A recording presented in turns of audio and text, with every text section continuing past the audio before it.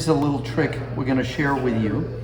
Sometimes you have a beautifully painted surface of the door, but then the previous body shop did not remove the upper molding because it's challenging and you can damage the molding, so they left it on. Because they left it on, they had to tape against that molding. This was a few years ago, and you may start seeing a little bit of clear coat peeling off. So ideally, you want to remove the molding altogether, and to do that, you'd have to remove the door trim, and you're still taking a chance of bending the molding a little bit. So what we've done, you can always pop the end just a little bit, 1/8 of an inch.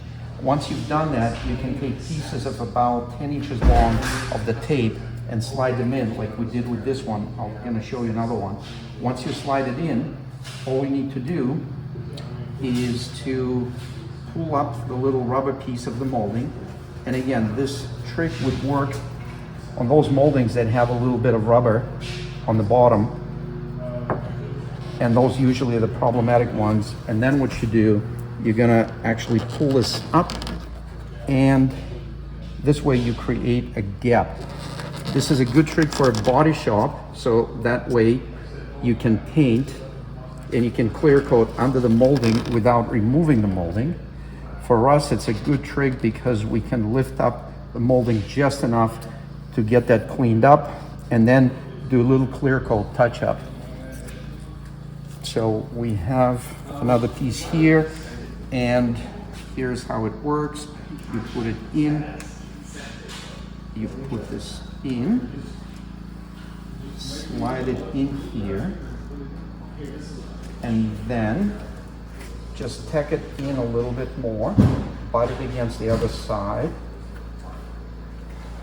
Any soft tool with a sharp edge, move it like this to stick it to the rubber, and then do the same thing we did